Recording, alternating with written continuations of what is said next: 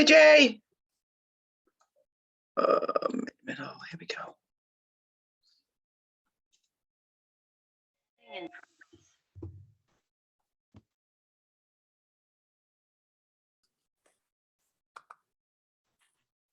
There's Roseanne. Hello, Val. Hi, Fred. How are you? I'm well, thank you. Hope you are. I am. Thank you. Good. Hello, Jay. Hi, Jay. Hi, Roseanne. Elise. Morning. Good morning. Morning, Good Barry. morning, everyone. Good morning. Oh, Roseanne, did you miss a snowstorm? I know. I felt so bad. I'm really. Yeah, I'm sure you were the picture of grief. Yes. It snowed sideways for 10 hours. There's no snow around my house. I don't know where it landed, but it's not here. Do you really care? Yeah. But I Next don't to a know neighbor? I don't know how they measure that. Somebody like hold up a net or something. Yeah, a 700-pound wooden ramp that leads to the seasonal ramp and float flipped 3 times and ended in the marsh. Oh, wow. Like Wow. tissue paper. Like tissue paper. Really. I was glad I wasn't outdoors. Wow. Hello, Felicia. Welcome back. Thank you. Sorry for your hard time. Oh, thank you. I appreciate that. Good morning, Rosalie. You are on mute. Yes, I am, because I don't want you to hear my husband giving me orders in the background.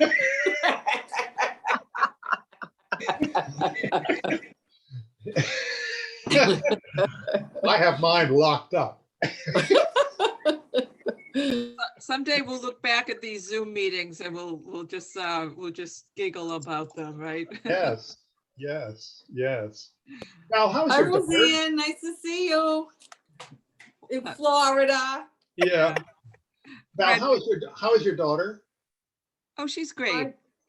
I'm worried about but her husband had COVID, yeah? Oh, mine? Yeah, My daughter. Yeah, they both had COVID. they've recovered. They completely recovered. They're fine. Back to work. They did the 5 days quarantine that CDC, and then they wore masks for 5 days. Matt works out of the house. Yeah. Casey works, she's director of HR at the Omni Hotel at Bretton Woods. Indeed. But they were all really, she understands COVID, all the rules, like, Yeah. Rosalie and the Board of Health, like you guys do. So, Elise, Yeah. so, thank you for asking, but she's great. Cool. Yeah, vaccinated. It was like a bad cold. Okay. And at least you have recovered? I have, yes. Well, there's just that part of me that doesn't want to say it out loud, but like, I still feel like I'm not 100%. Like my ears still bothering me a little bit. That was part of the secondary infection that came after the COVID, that I had sinus infection and ear infections. My ears still bother me a little bit, and my chest is still feeling just a little bit congested, and I get tired easily, and so mostly I can hear you. Yeah, I hear it in your voice. yeah, and I want to deny it. I want to be in denial and just say, yep, I'm fine. If I really have to be honest, I'm kind of still hovering around 95%. Yeah. Let's see. Who is missing? Who do we need? Susan? Yeah, she cannot be here. She cannot be here. So, well, we have a quorum. We can start, huh? Yes? Yes. Suzanne is, how about Suzanne? Suzanne is not here. Oh, either. Suzanne, yep. Okay, well, we are 6 minutes in, so let's, can we have the recording start, please? You have the handheld, Elise? I don't have the handheld, Fred, but I can, I can do I'll it here take care of myself. it after the fact. I can- Yeah, I'll get I it can to do it on my Bobby. cell phone. Oh, like you did last time. If that worked out well for Bobby, then Yeah. that works out for me too, but I can handle it if that's any problem for you, so. It's being recorded now. Okay, I would like to open this Okay. meeting of the Gloucester Council on Aging. We are meeting remotely, and today is Tuesday, February the 1st, 2022, and it's roughly 9:30 in the morning. Could we sign in by roll call, please, starting with Elise? Elise Sinagra, Jay, Jay Gustafaro. Barry, Barry McKay. Roseanne, Dan Cody. Val, Val Gilman, Felicia, Felicia Webb. and Rosalie. Rosalina Castro. Cool. We have an agenda. We have a quorum. First up, our approval of the minutes of January the 4th, 2022. Do you have any changes, additions, or subtractions? I have some actually that were delivered to me by Howard on page 3 under the Friends of the Council on Aging. The sentence should read, Mr. Frisch stated that the Friends of the Council on Aging will consider to meet with the Council on Aging with the Friends, in 6 months' time. They had not decided to do that. They will consider doing that. And under items for the next agenda, under the issue of taking data for the attendance at the swipe card thing, he's correct that I said that I asked that we take the count to be more frequently, and perhaps we might have that information for us on a monthly basis if it can be done without any great hardship. So those two changes in the minutes, which I will make. Is there anything else beyond that?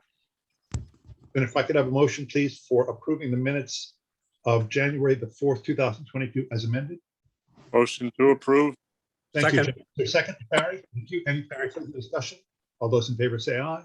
Aye. Aye. We don't have to do roll call. Update on board members. Yes, yeah, you definitely have to do roll call. I do. Yeah, I'm sorry. We're still under the emergency That's why order. you're here, Val. I'm sorry to be a pest. Okay, Yes. yes, Val. Yeah, oh, I'm ex officio. I can't vote. Oh, that's right. Felicia. Okay with them. I wasn't here though, so I don't know if I can vote on them. You're an abstention. Thank you. Barry, Yes. Roseanne, Yes. Rosalie. Yes. Yes, and I vote yes. So all yes with one abstention. Thank you. Holding me to the law. Sorry. No, don't be sorry. That's a good thing. Let's see. Update on board members' activity. Jay, what's on your mind? Let's keep it moving. Nothing important this month. Okay.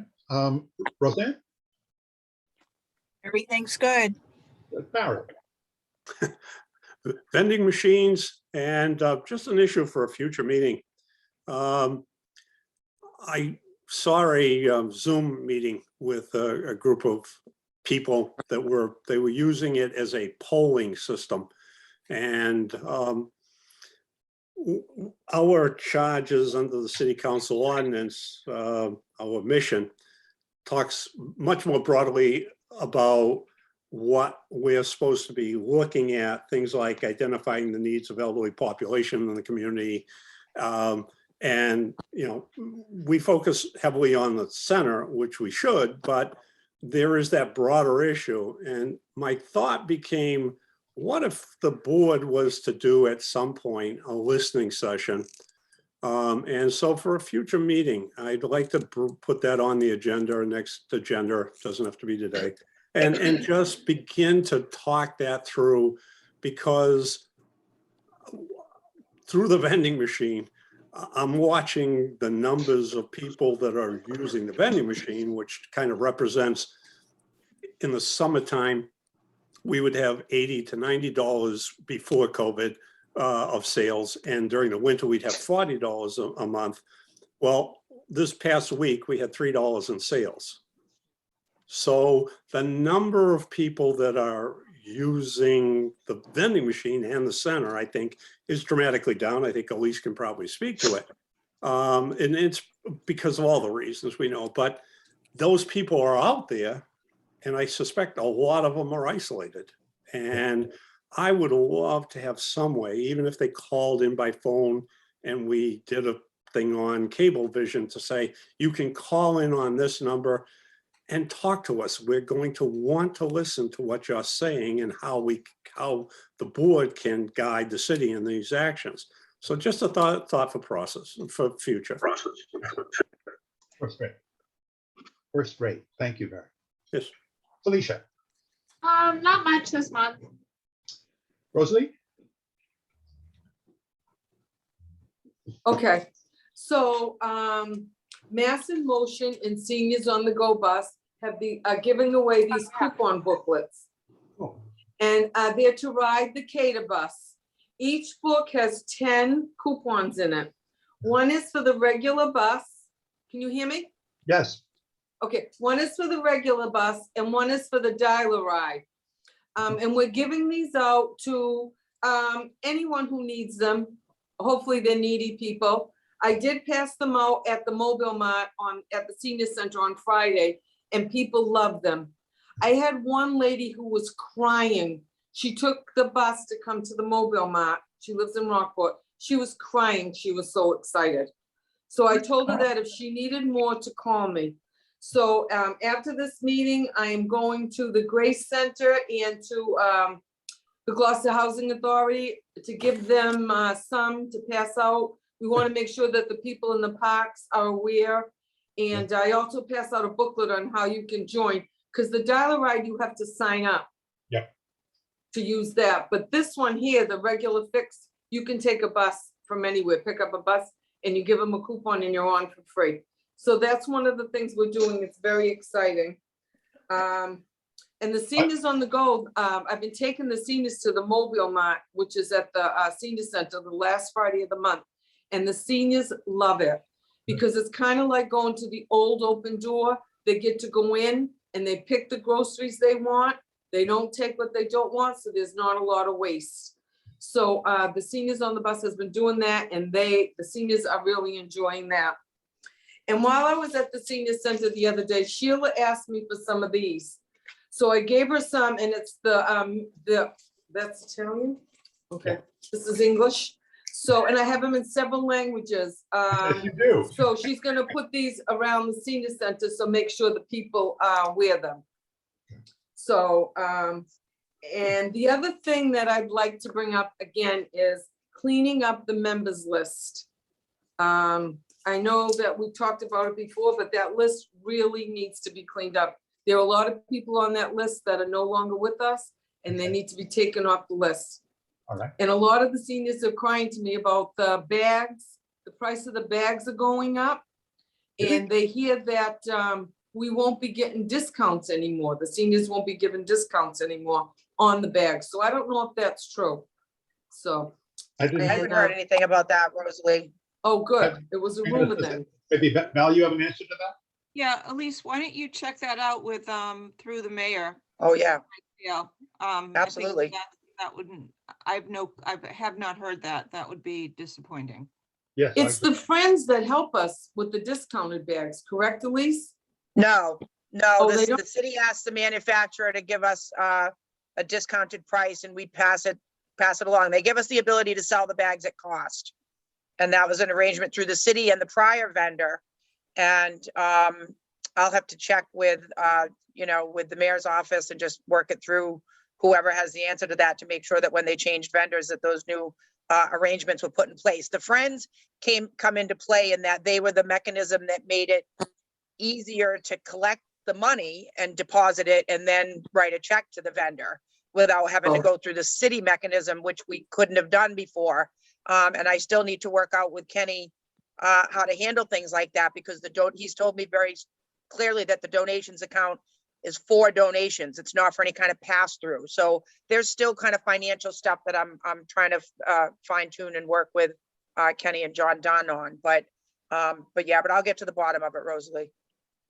That would be huge if that discount goes away. I know that a lot of people will be very upset. Well, the prices of the bags are going up anyway, correct? Yeah. Yeah, I think so. I bought some, just at Market Basket bags, and they were the new version, but the price had not gone up. Oh, good. How much were they? Do you remember? That's like taking a $20 bill and burning it up, something like that. For 5 bags? How many bags? 5? I get maybe two large packages, something like that. I think it's $12 a piece. Does that sound right? Yeah, yeah. Something like that. Yes, it's like lighting a cigar with a 20. Anything further, Rosalie? No, that's it. Thank you. Val, you were gonna say? I just want to, a suggestion on one of Rosalie's great initiatives through Kada and Elise, which is awesome, the coupon book. So why don't you come to a city council meeting in public comments and spend 30 seconds showing them and explain how seniors can get them? Do you still hear me? You can't hear me. Yeah, that's a good idea. Just come. Right. I know the city council president, and she would definitely allow you to say that on behalf of the Council on Aging Board. And it would be a quick way. You wouldn't believe the amount of seniors that are on those calls that are just either Zoom in the day after or on them live. Oh, So that's just a good idea. hold them up like you just did. It takes 30 seconds. And believe me, the city council will love to hear that type of positivity.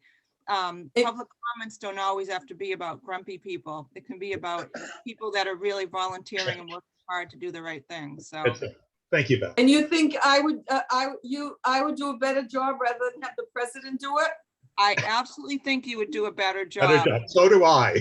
Oh, Brad, thanks a lot. Well, I have it written down, but when is the next city council meeting, Bill? The next one is on the 8th of February. And we join it the same way we join this? We don't have to be, I know how to join it. Okay, Yeah. thank you. And you can just go on the city website to get to the link, and you just hit it, and then we'll call you in when we ask for public comments at the beginning of the meeting. All right, thank you. All right. Great. I'll use this time just to ask a couple of questions. Elise, you were going to check with the school band about masks for the jazz band's instruments. Anything come of that yet? Just it'd be so cool to get that. Isn't that on the agenda, Fred? don't I think did so. reach out, but yeah, I thought that was somewhere on the agenda, but yes, I did reach out to the gentleman I found that, was in charge of the band. I can't remember his name, but I asked him and I have not heard back from him yet. So Okay. if I don't, then I'm gonna have to find a different route to getting a little bit of advice, but I did find the covers. It's pretty easy to just Google search and find them. I just thought that maybe the band director could give me a little bit of, experience, like, which ones do they use and stuff like that. But yeah, so he's got an email from me that it just hasn't been answered yet. Cool. Let's see. Also, is there any progress on Steve Dexter's willingness to be a volunteer coordinator? Yeah, no, I don't, he's not willing to do that. So I think we need to it would be great if we could find somebody else who would be an appropriate fit for that role, although the idea for the role came up just because Steve being who he is. I have somebody else in mind. I have a meeting socially with somebody who might be a good fit, and I'm going to try to steer her in that direction, but no. And we're starting a regular segment now in every single newsletter. We're going to start to say Gonzalo was actually writing something meaningful and kind of with an eye-catching headline about how important it is to volunteer and the different benefits of volunteering, to try to pump up our volunteer participation. And that started with the February newsletter. Okay. And I had, as promised, a meeting with the mayor on the 27th.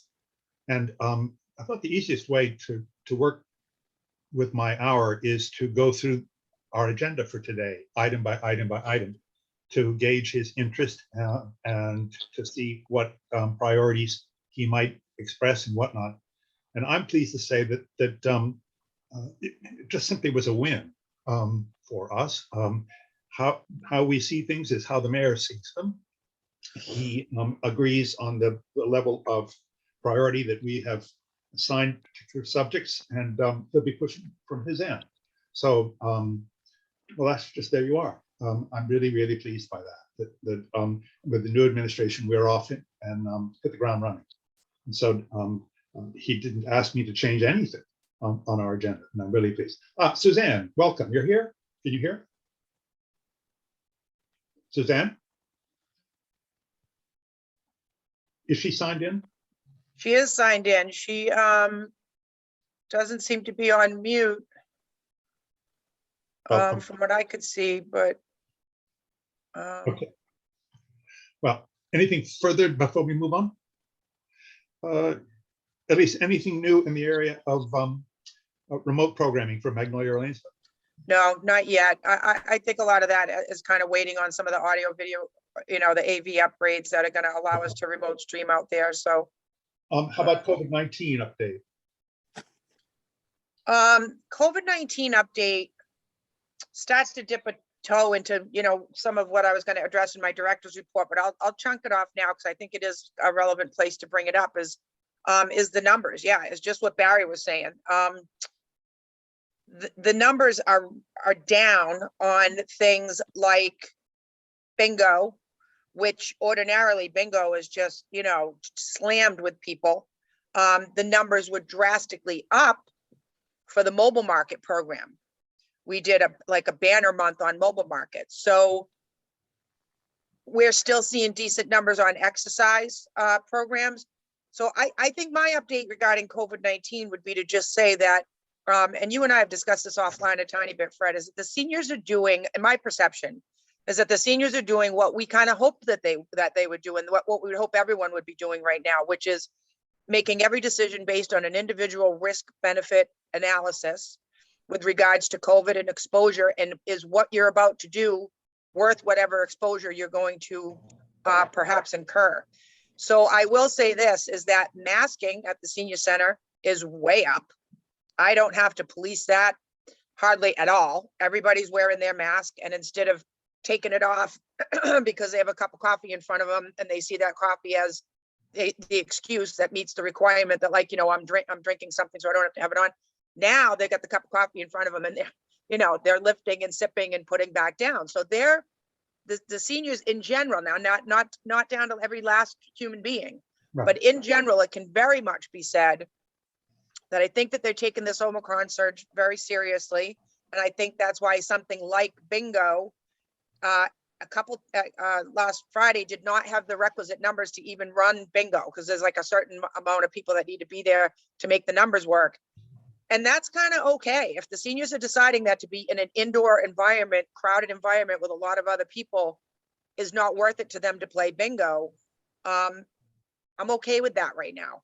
I also think the reason I think they are making that individual risk benefit analysis is seeing things like the Rosie's Cafe lunches. Our numbers are still holding steady for something like that, a program where people's bottom line, their weekly food budget is impacted by them getting that lunch, and maybe that is the one time a week they're going to socialize, or so the numbers of that have been holding steady. And I thought it was pretty telling that the numbers for the mobile market this month were kind of through the roof.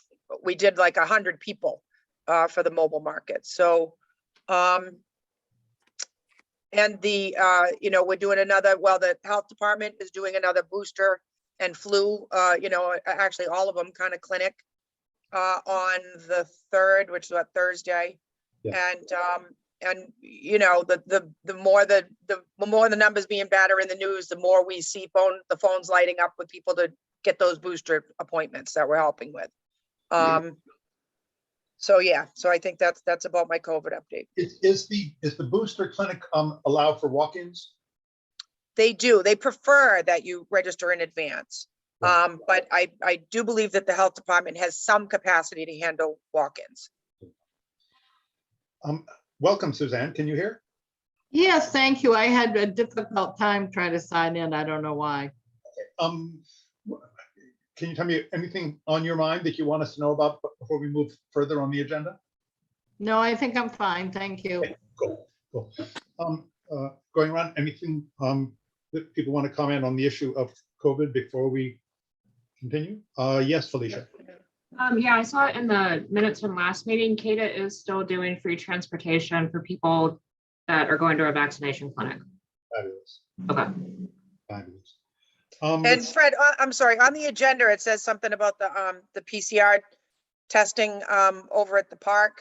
Yeah. And I want to mention too that as of the last date I had, now that I think some Omicron numbers are going down a little bit, they're doing much better accommodating walk-ups. Like, they were very strictly appointment only, and now they're letting people walk up, and just kind of anecdotally, I've been talking to people about it, and they seem to be returning results faster. And the process of walking up and getting your test over there is going a little bit more quickly. Well, I will, I'll ask I think the health department's webpage, Facebook page says still by appointment only, so we should change that. Well, And maybe they changed and then changed back. Who knows? Because things are Okay. changing so Also rapidly. wanted to say that they resumed testing there on Wednesday, January the 12th was the day that they got started. Let's see, Susan, anything further before we move on to old business? Okay, excuse me, the webpage and the resource guide. Barry, anything you want to add? No, again, we're still waiting on the IT person to, if you will, provide suggestions. And I'm sure with everything else that's going on between the holidays and budgets, I'm sure at least you guys are into budgets at this point. We haven't heard anything from them, so there's nothing to report. Status quo. Okay. Let's see, Elise, anything new with 1623 Studios? Nothing. Is there anything new?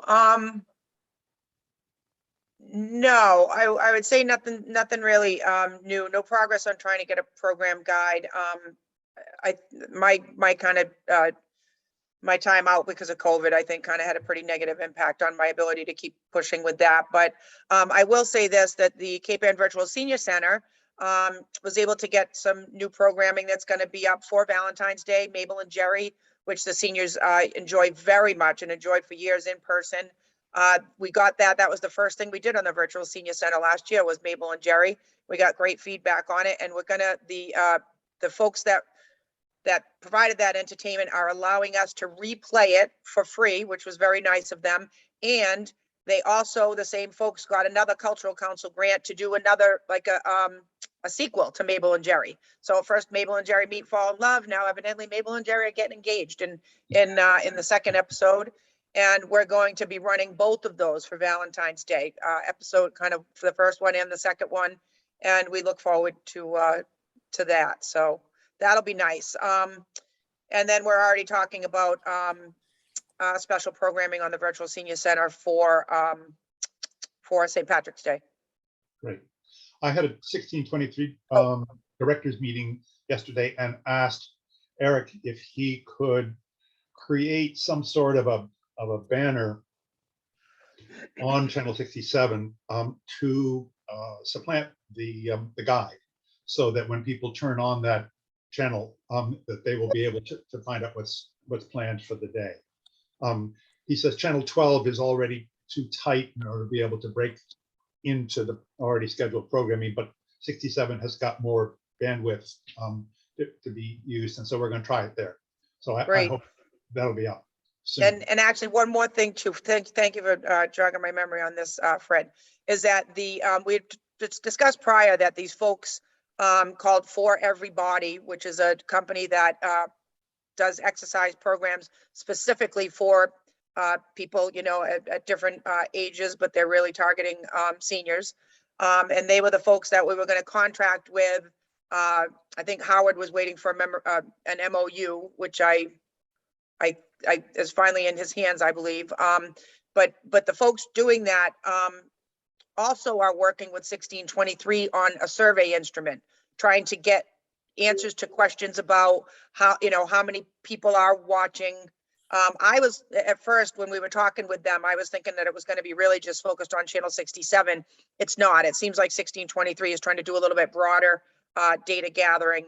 But embedded in that broader data gathering are some questions about usage of channel 67 to see what people know about it. Are they watching it? Do they know that it is now the Virtual Senior Center and all that stuff? So we hopefully will be getting some data on that. And the other councils on aging that we're collaborating with to all pitch in to get that new exercise programming up on the Virtual Senior Center channel. They've already kind of kicked in their amount. I believe Senior Care has pitched in. We're just waiting to see whether or not the Friends are going to support that, or whether or not we're going to support that through the donations account. But either way, we're going to be able to offer some really good fresh, new, always changing content, exercise, fitness related content very soon on the Virtual Senior Center channel. And how, would that be daily? It will be offered daily. I believe it'll change. I don't have the MOU in front of me, Fred. I apologize. It will be offered daily, but it won't change daily. Okay, but yes. No, it'll change maybe weekly or monthly, but it'll change a lot more often than what we have now. So. Perfect, very good. Any questions for her on this before we move on?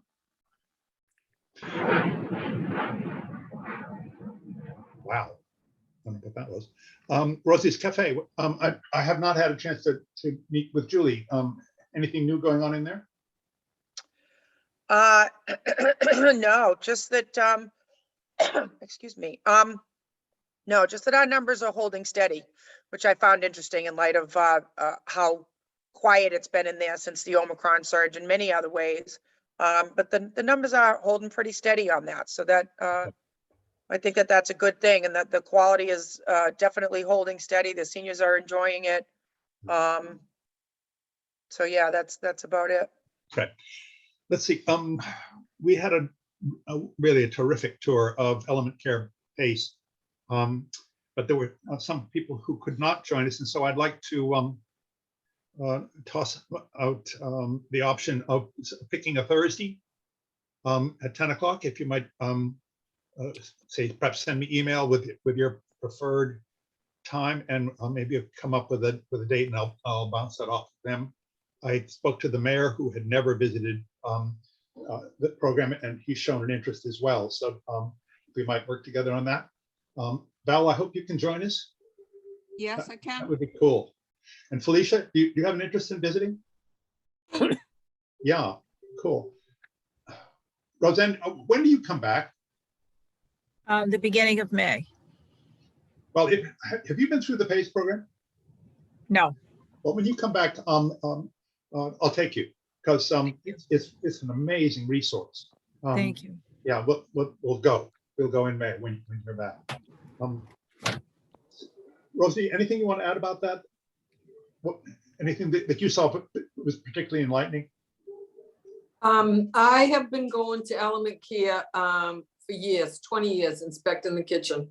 And when we went as a group, I learned so much. I had no idea what they were really about. I just thought you dropped the seniors went there by bus and they spent the day there. But after going to that, for myself, or if I had a loved one, I would definitely sign them up.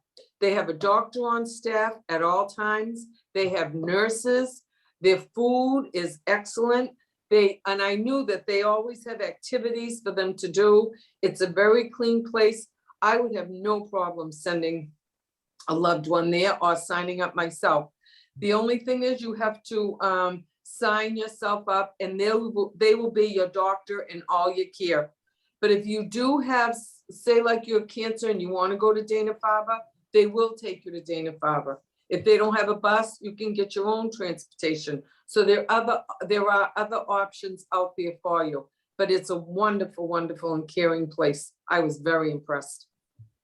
And if I could just add too, I know one of the things I found impressive about the PACE program is that if for seniors, I knew somebody personally that really just needed, to be able to age in place and stay home, which is their mission. Just needed one of the chairs that kind of give you the lift up and out of it, and needed a better bed, because this gentleman couldn't get out of his bed in the morning. The bed was just broken down and causing his body to break down even more quickly than it kind of was because of poor health. And they provide things like that. Like if you need that kind of thing at home, they provide that. Like they'll get you the chair, they'll get you what you need for equipment in your home too, which when they say all-inclusive care, they really, it's really broad. They had 3 nurses on staff, a doctor, a physical therapist, And mind you, now exercise that doctor, machines. and mind you, that doctor has 150 patients. That's it. I mean, you talk about it. What not boutique practice? What do they call it? Concierge care. Wow. It was very impressive. Yeah, I also found that having resources isn't a disqualifier. there's a fee for service if you want to access fee for service. So that I thought there was a cutoff, but not, and that includes if you are aging in place at home and you need a personal care attendant, they will screen that person. They will take your insurance information if you have long-term care insurance, and they will handle the personnel side of paying for your PCA. So they see to it that if there's a scheduling conflict, they will find someone else to substitute. So basically, you have an off-site personnel person working for you for specialized care who understands your health issues and finds you the right person for when you need them. That's the kind of luxury that a lot of people would benefit from, and reassure them that they can, in fact, stay at home. Yes, Barry. Points. The doctor that was there is a board certified gerontologist. She is a specialist in senior health and aging. That's rare because that field doesn't pay as much as many of the other professions within doctors' rooms. But the other point is they also realize that the center down there is great. You can't touch that service and the services that they provide, but their real focus also is to assure that people can live in the community, in their homes safely, based on having 2 or more of the activities of daily living missing from their life or they need help with. And they provide the care in home if the person does not choose to go to the center for daily activities. So as much as the center is wonderful, their bigger focus is living in your home comfortably and safely. And it's wonderful. Yeah. Boy, we are fortunate. There's one, the next closest one is, I believe, in the Cummins Center, which is twice as large. Is that right? Yes. Yeah. Okay. Anything further? Jay, go ahead. Yeah, I've had family members go through there and it's an A++. I have only good to say. It's incredible. It's everything about it. So it's just, I was astounded. It was often critical of bureaucracies. Yeah, but when people laugh, I'm from the government and I'm here to help you. Well, really, Be nice. really cool. Really cool.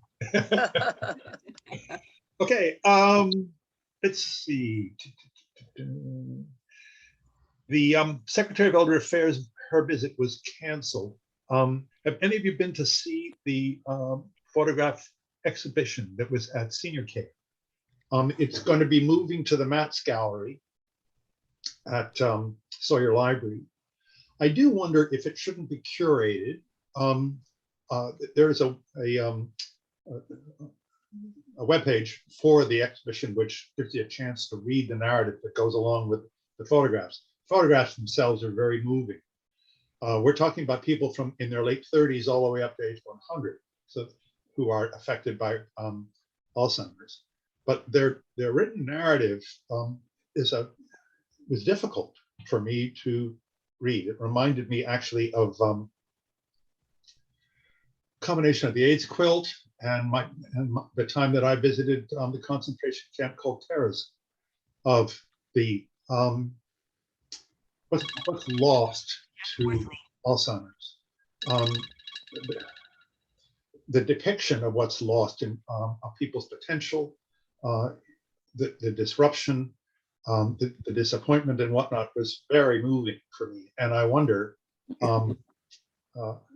if it might be a very difficult exhibit to go to on your own. So you might think about that. And for our next meeting, I believe it is titled "The Day After Yesterday." Is the way a person has to search for the term today. Day after yesterday is the title. When will it be at, Fred, when will it be at the library? Soon. I'm sorry, I don't have the exact date on that. At least you, I can find out, Rosalie, and let the group know if everybody would be interested in that. I kind of need to know anyway, because my plan was to start thinking about a way to kind of offer it as a group activity from the senior center to go up to the library. I figured the library would be easier than trying to see it while it's up at senior care. Yeah. So I can get that information out to everybody. it is a heavy lift. Yeah, particularly with time to read the narrative that goes with the photograph. This is not flipping through a picture. Yeah, when I do get offer that as a group activity, I think it might be wise to kind of schedule it so that it could be viewed, and then we can come back to the senior center and sit and talk over coffee and snacks and just kind of debrief and let people talk about what was brought up, by that. So. Good. Okay. Excellent. Director's report.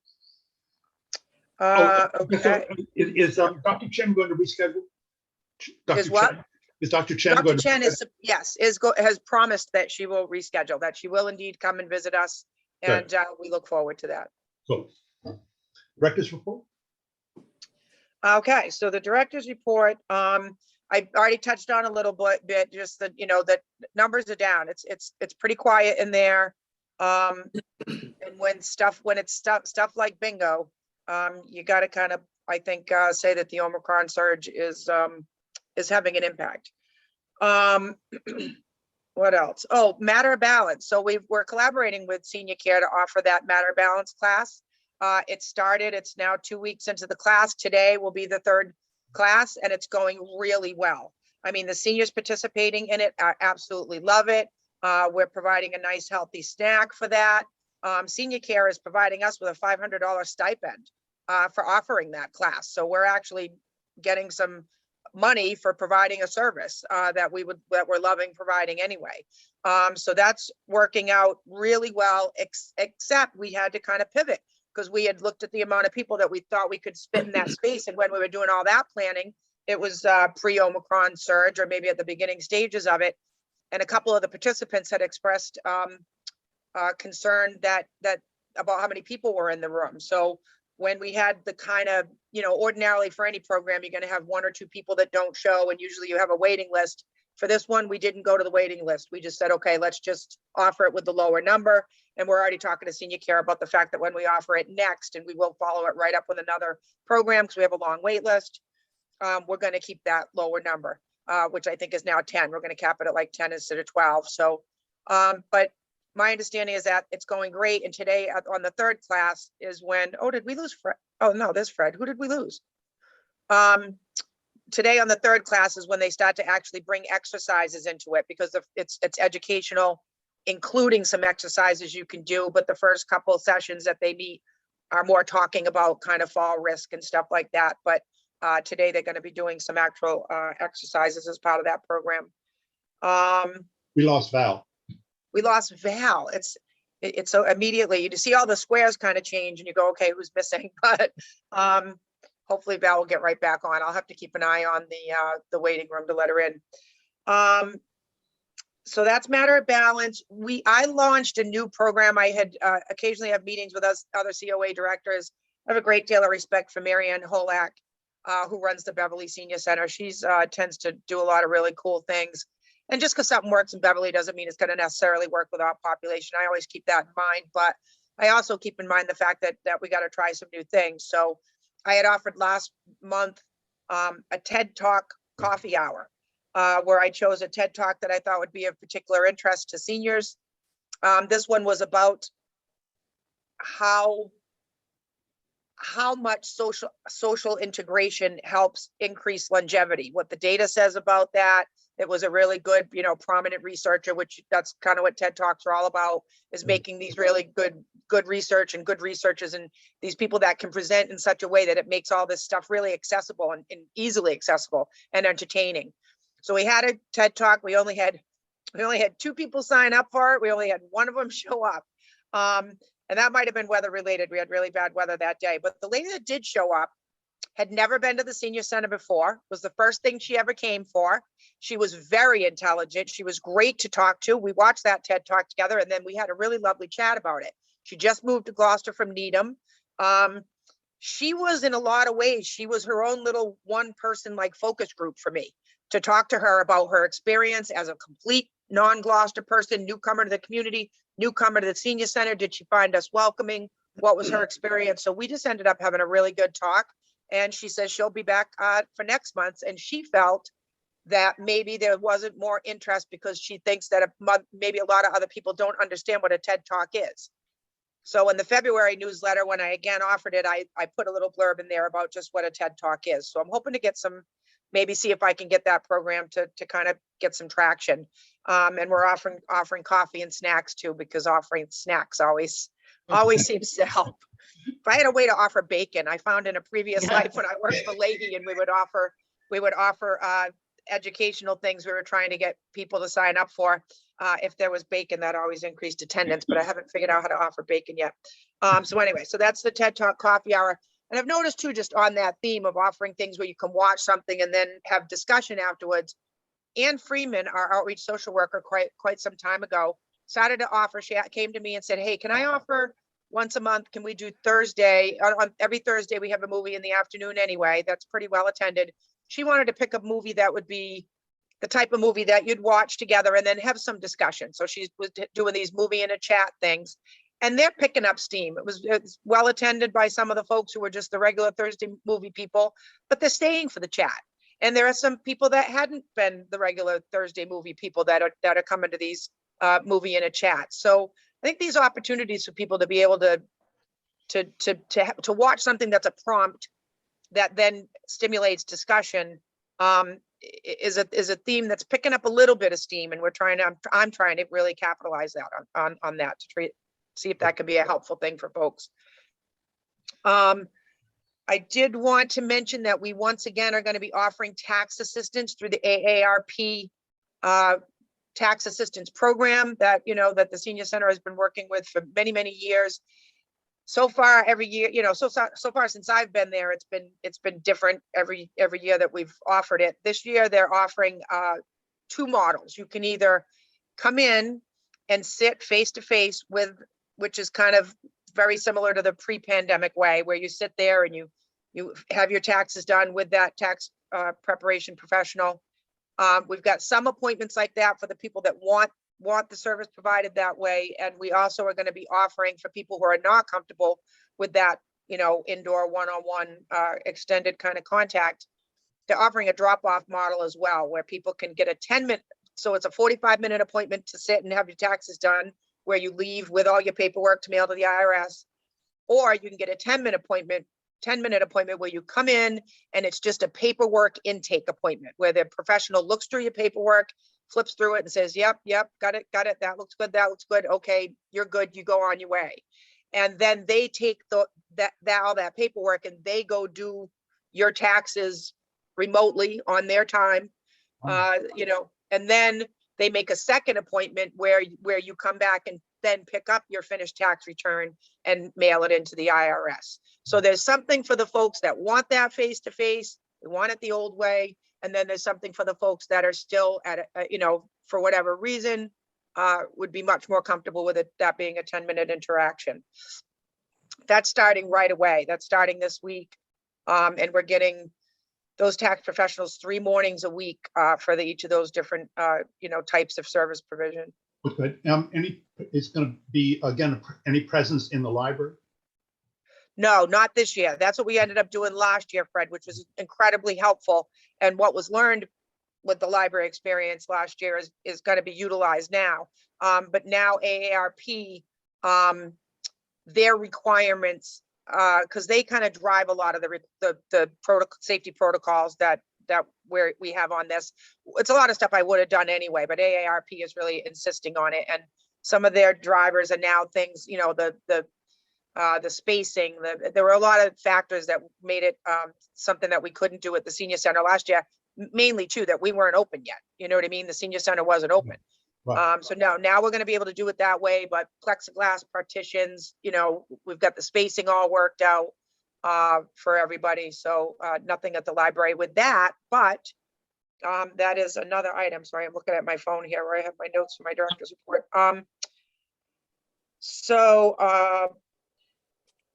so we had, I had, somebody from a prior life, actually, the woman from Endicott College, who was in charge of providing meaningful internships and volunteer opportunities for students at Endicott. She's somebody I knew from back when I launched and ran the homeless shelter that I launched and ran that had about 600 volunteers. She reached out to me and said, hey, I've got these nurses.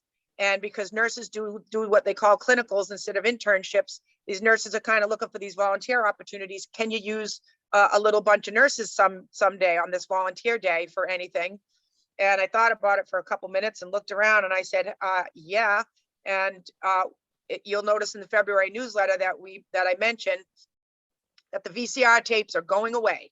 So upstairs in that library area, I offered in the February newsletter that people, if you still have VCR technology and you want to come take some of those, you can grab a couple of those tapes. We're going to give them away. I don't think we're going to get a ton of people taking them. We get almost nobody using them ever. So those are going to go away, and that's going to make room for that library being a better area. So the nurses are going to help not only with kind of the clean out of the VCR tapes, but much more importantly, the existing books that are there, they're going to help to group them, to categorize them. So if I go up there and I'm somebody who likes to read nonfiction, I want to read a good memoir or a good autobiography, they're going to be the nurses. I'm going to ask them to sit and just read the back cover, or, read what they need to read that gives them the ability to go, oh, that's historical fiction, historical nonfiction, and just kind of group some of the books together so that to make it much more user friendly in that library area, if you want to use those books. And eventually I'm thinking, and this is why you mentioning the library brought this up, Fred, is that I'm thinking of I'll reach out to Jenny Benedict and see if there's some way that maybe we can collaborate with the library to get like a rotating section, a section that maybe we can just get from the library that they change out like once a month. When I worked for Leahy, I know that they did that at Seacoast, at the nursing home. They have a little library right there at Seacoast, and the library would come and they would swap out that entire library at Seacoast once a month. So I'll work with the library and kind of see what we can cook up together to utilize that space, better, just a little bit better. So that's that.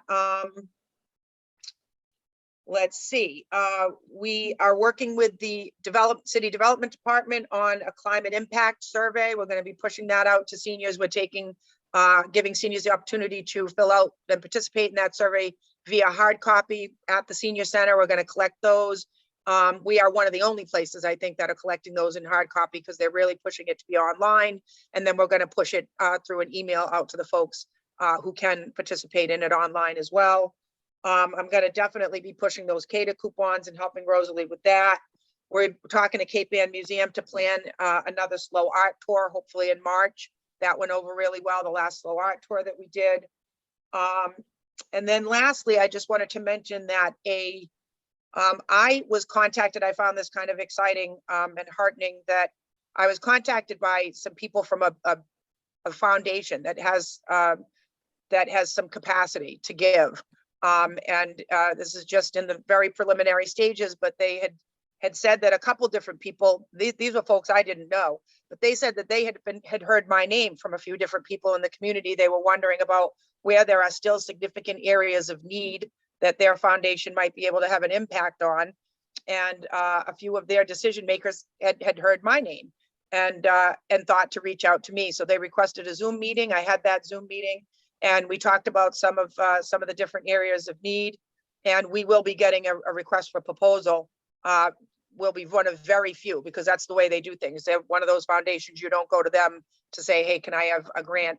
They come to you, they ask you, they kind of do it that way. So we'll be getting a request for proposal. Some of the things that we talked about that they might be interested in collaborating and with on us with and supporting financially are things like the medical rides program, are things like offering some collaborative exercise opportunities with the YMCA and the pool. And the other thing was perhaps finding ways to address the digital divide. And those were the very broad topic areas that seemed to light their fire enough to be interested in that, getting us that RFP. So more to come on that. And reviewing my notes. Da, da, da, da, da, da, da, da, da. I think that is it. Any questions for Elise? Anyone? Barry? Just one quick point. If that was the Essex County Foundation, Elise. It was not. It wasn't, okay. Many of these foundations though are focusing on that digital divide. And Essex County Foundation is, and I also noticed the Essex County Foundation funded Rockport's taxi medical transport for a few $1,000s last year. So you could check with Rockport and she can give you the details on that. It was in their newsletter. They did get a grant from Essex County Foundation for medical rides through a taxi type function. That's interesting because I thought that the Rockport COA was providing their medical rides through the same CADA grant. So I gotta wonder. And so the ECCF, Kate, I can't think of her last name, but their work that they're doing on the digital divide, I've been involved with that coalition. I go to those meetings. They recently donated, I'm sorry that I didn't report on this in a previous director's report, but they provided some Chromebooks for our tech center. We are still working with them to see if maybe they would be a source for the laptops that would contribute to that whole re-envisioning. And I am currently waiting for Gonzalo, who I've been working with pretty closely lately. Gonzalo is working on getting me a price tag for the whole re-envisioning of that center. But we're working with Kate at ECCF to see if maybe they can help us with the laptop piece of that. So yes, we are involved with that as much as my capacity allows, and in places where it seems to pull my attention a little bit more. And yeah, the Rockport medical rides thing, I talked to Diane a lot, and I thought that they were doing it through the same CADA grant that was paying for the livery service, the one that's going to run out, that has us kind of concerned right now. Maybe. Hang on just one second. Felicia, can you answer? Rockport was a participant in that grant. They are still participating in the CADA grant. Diane went and applied for this just to see if she could get that funding, and she got that funding. So they have both sources of funding. Great. Thank you, Barry. Well, I will talk to Diane a little bit more about that, but it wasn't ECCF. But if ECCF is somebody who might be tapped for that, I mean, that's a problem that needs some solving right now. So I'm would be interested in anybody that would like to help us with that one. So. Oh, boy. Good Right. stuff. Yes, Roseanne. Can I speak? I wanted to address this with Elise. The matter of balance, you said that it's really well attended and you have a wait list. I wondered why, with the room being so confined and you can only have 10 people, why it wouldn't be moved to the larger room downstairs on a Monday or a day that you don't have something going on, so you could accommodate the large number and everyone on the waiting list could take advantage of the program. That's a great question, Roseanne. Thank you. So the reason for that, and we did explore that, the reason for that is twofold. There's the need for privacy. The very first meeting of that group, what they spend a lot of time on is creating a safe space, a therapeutic safe space for people to be able to speak openly about their fears around falling. Are those fears making their world become smaller?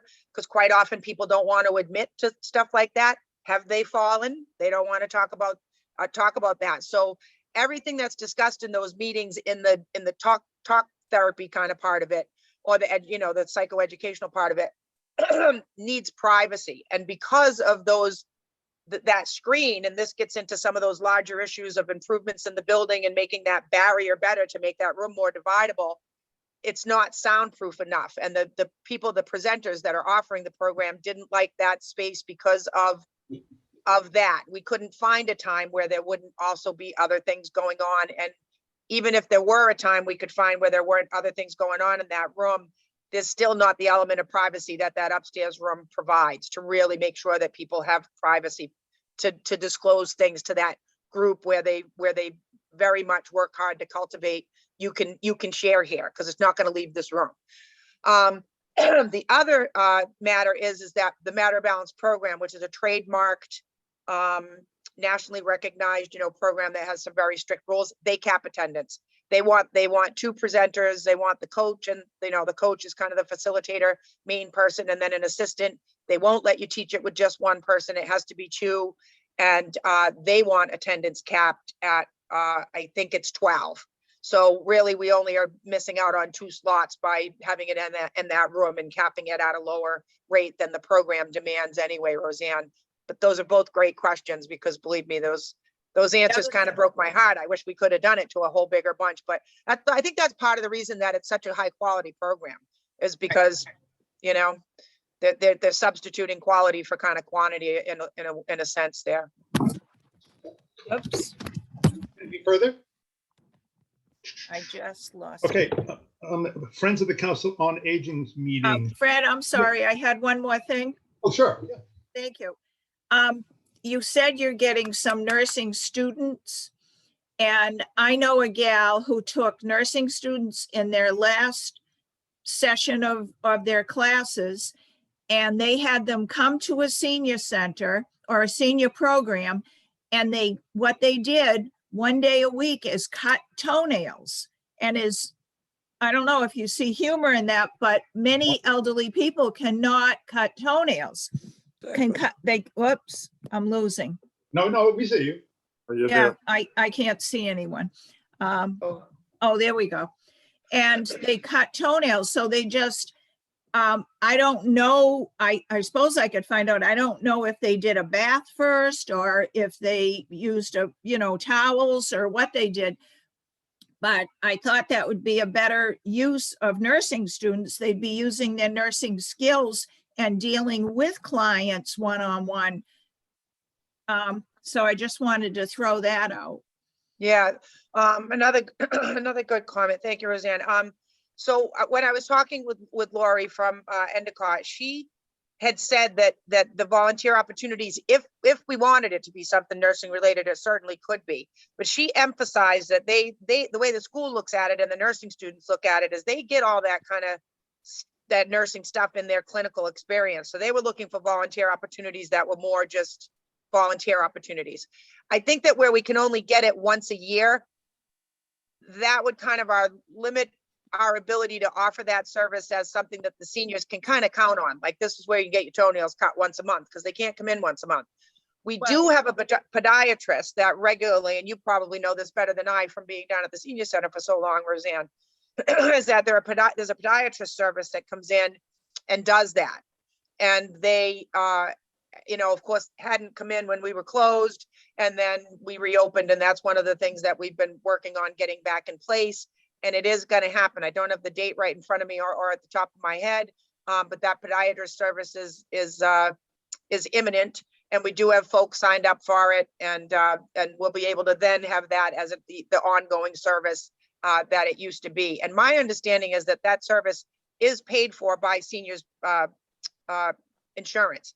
That's a podiatrist that comes in and does that. And he provides other things too. He does the toenail trimming, which is incredibly important, but he looks for things, important health indicators that you see in feet that a podiatrist would know about. So we got that. Only paid for if they have diabetes. I do not believe it's paid for. I think it's only people that have a condition. I think you're right. It's not paid for if you don't have anything. But just to know. throw it I'll out look at- there, yeah. the program I was told about, these nursing students were from Salem. Yeah. Salem And State? Salem State. Okay. And that might be something to look for in the future, or if you wanted to throw it out there. And then there would be no cost. And their nurses go in at different times. So you would have 2 or 3 classes going on at the same time. So it wouldn't be just once a year. You would always have a class that was more experienced that would be capable of doing that. I'll reach out. That's great, Roseanne. I am psyched to hear about that. Well, I'll reach out to Salem State. When My I was, last thing is not about anything Elise mentioned, but do we make any recommendations? Or when you spoke with the mayor, Fred, what about getting someone to take Bob Quinn's place? well, we had a very hot prospect And I thought that was all done, and the mayor asked, please, that we find someone different because that person who was going to be a member is already on another city board. And so that I didn't know that that was a disqualifier, but he thought it was. So yes, the mayor is aware that we need another person because he told us, no, we couldn't have the one I wanted. Which is kind of too bad. It is too bad. Offline, I'll talk more with you about this. I don't like this in public record. Let's see.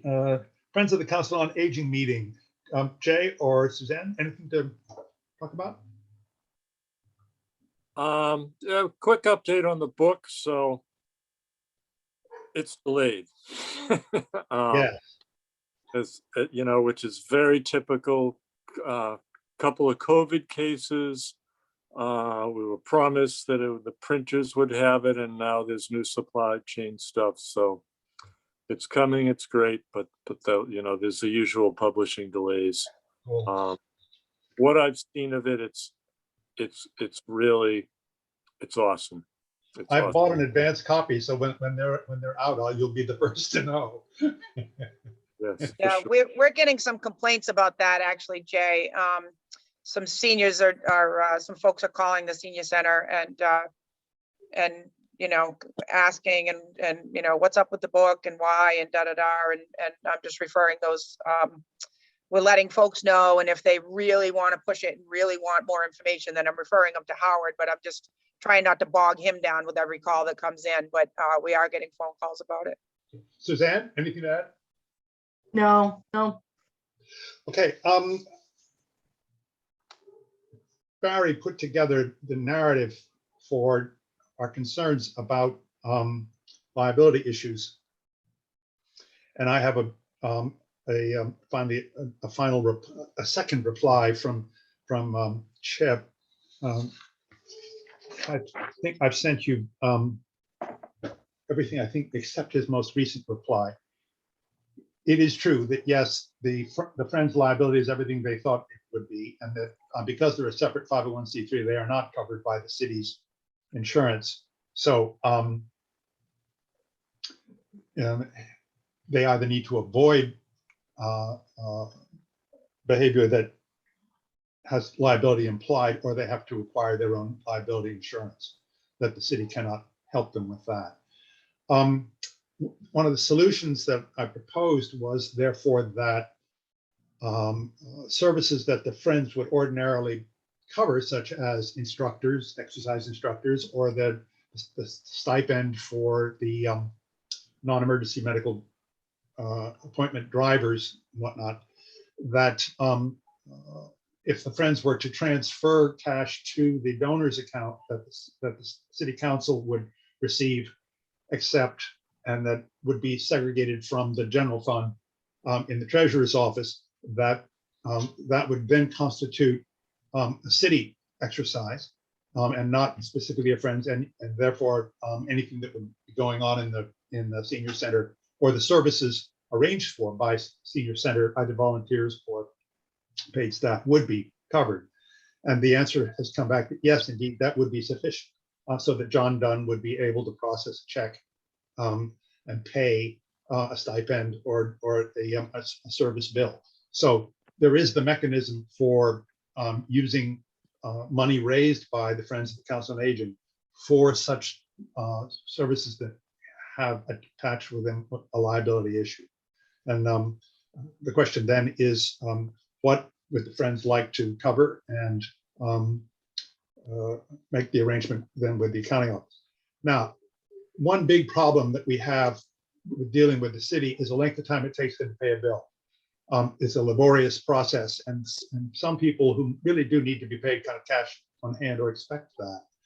So now that I have an opinion from legal, and I've discussed this also with the mayor, and he agrees that kind of I'm now in a position to take next steps, if you will, is to establish some sort of an ability for a lease with the second signer, who would be me, to have a limited use checking account in order to be able for Council on Aging to pay bills perhaps with a dollar tap or however it would work, but it would require 2 signatures, but it would enable her to be able to pay somebody on the spot, drawing on friends that came out of the donor fund. The mechanics of that haven't been worked out, but that's going to be with the mayor's blessing, the suggestion that we might be able to enable that, because the delay in paying has been a problem, and it's going to continue to be a problem with the way the city pays its bills. So, any questions on that?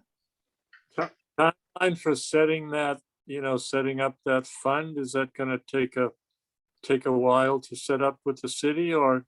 Well, now, I wanted to tell you about it and to get a sense of either approval or disapproval of the concept. Now that I hear no objection to that, it's top on my list. Sure, I'm just trying to prepare for the questions that our accountant will be asking. Yes, yes. So I've had a conversation with him about this. the fund, Jay, is set up already. The donations account, like the fund is set up. I think what Fred is saying, that he's trying to set up a mechanism to access it that's less cumbersome than the city's munis system, which is terribly cumbersome. Yeah, I understand. It sounds like a good Also, for the city to pay a $50 bill, it's got to be $100 in labor. It's crazy. It's really, it's secure. And if from city government standpoint, that way it is very secure. But just the labor involved. Incidentally, I got a check from an insurance company, 31 cents. I couldn't believe it. I probably cost him $50. It's gonna be 31 cents. I have saved the check. I'm gonna have it framed. Anyway, I don't want the city to be wasting a lot of money paying our bills. Yes, Barry. You're on mute. Barry, you're on mute.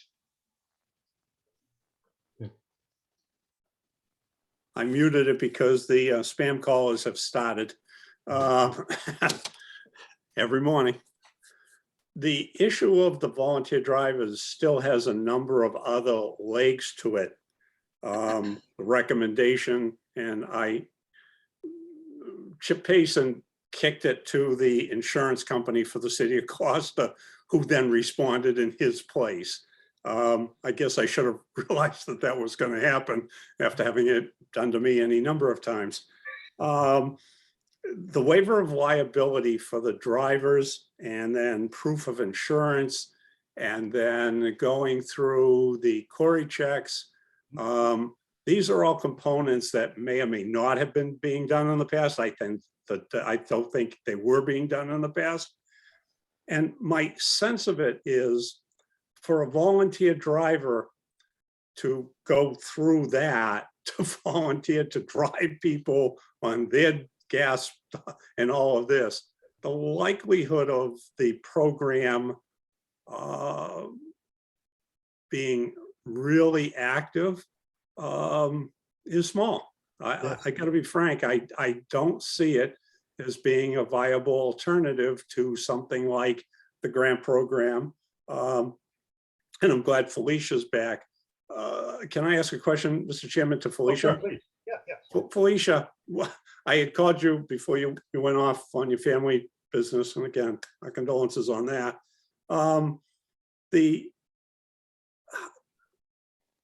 When does the grant run out that you folks have been operating under, you and Elise have been operating under? So that, God. when does it run out? We can pay for rides provided up to March 31st. March 31st. Yep. So, while there's a pause, I wrote to Holly, I can't think of her last name, personnel director. Doug Willow. Thank you. And she, her office is willing to do the Corey checking. Good. That's one step out of the way. And most people won't object to the Corey check. It's going to be more the liability statement and also the proof of insurance. Who does school bus drivers? City. They're a city employee. Yeah, but I mean, the process that they go through to vet a school bus driver presumably would be the same process we would need for somebody who would drive their own car. well, as we hired firefighters, I did the Cory checks on all the firefighters. That would be the person that is in charge of the bus company. There is a bus coordinator. That person, I would assume, would be doing it as I was doing it. The police chief was doing it. Each department was left to their own devices to get it done. Is school bus through CADA?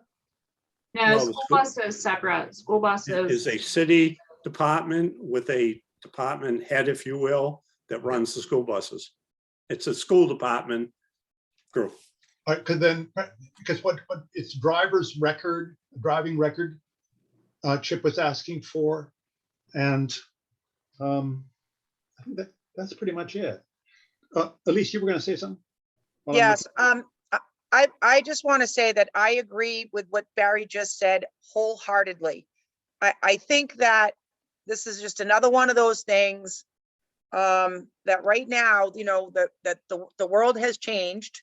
I don't know if the volunteers that we used to have as a you know, a stable group of volunteers that would do this.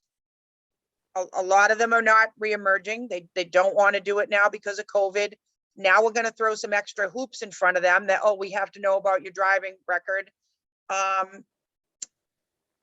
So I think it's, you know, it's more than just getting them a stipend. And in talking to the staff a little bit more about how the way it used to run. One sec. I hear some troubling reports about every now and then there would be a volunteer driver who they got the sense was really doing it just for the stipend, that stipend was, they kind of weren't doing it for a pure reason. It was somebody who was very low income for whom that stipend, you know, was a little bit of income for them, that they, and that there were problems. There were problems with some of the volunteers who would ask the person they were riding for money for gas, even though they were getting the stipend. And so policing those volunteers and trying to make sure that you're getting quality people who are doing it coming from a good place was a little bit difficult. And now I think that we've got COVID layered on top of that. We've got the fact that we've got other volunteer needs that I think are pretty pressing down there. So I would be more in favor of trying to stick with, for now anyway, stick with the existing parts of the existing model, like using the delivery service companies that we've kind of come to, but maybe expanding on that. Maybe we could get a meeting offline. Maybe we could even do a working group so we don't have to call it a subcommittee. Maybe me, Felicia, Barry or something, to just kind of talk about like, what can we keep of the current model where we're using professional drivers, where we're paying so that the seniors get these rides. They already have their liability insurance. They've already put their drivers through whatever kind of, you know, driving history test, all that stuff.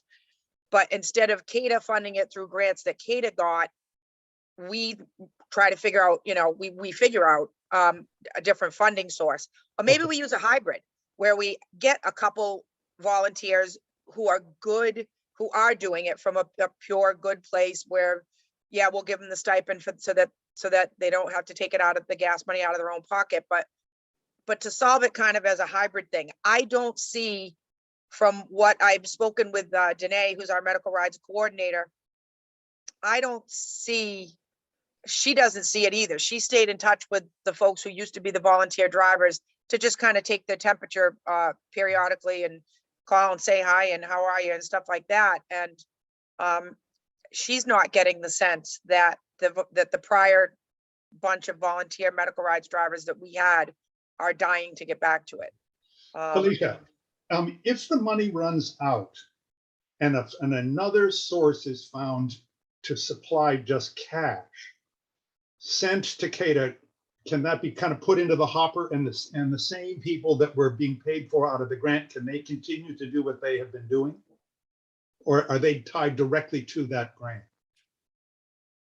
no, they're not tied to the grant. We got them from, they were old vendors when CADA had our brokerage PT1 service. We selected some good vendors and they just stayed with us doing this taxi program. If another source of funding comes in, we can run it the same way we've been running it, just through CADA. If it's separate money from CADA, like if it's the grant that Elise was mentioning before the RFP. Yeah. I don't know if it's easier to run that through the city because it's a city department rather than running that grant through the authority.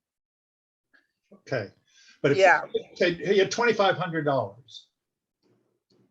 a check payable to CADA, and it could be directed in order to feed that grant, which is running out. Yep, I would put it into our tracking system here. My bookkeeper would keep track of it as well. And yeah, that money could just, no change to the program, just a different way the money is coming to CADA. It could run like that. That's helpful to know. Thank you. But there might be some gain in efficiency to kind of eliminate the middleman. I mean, CADA had to be the middleman before because they had the grant.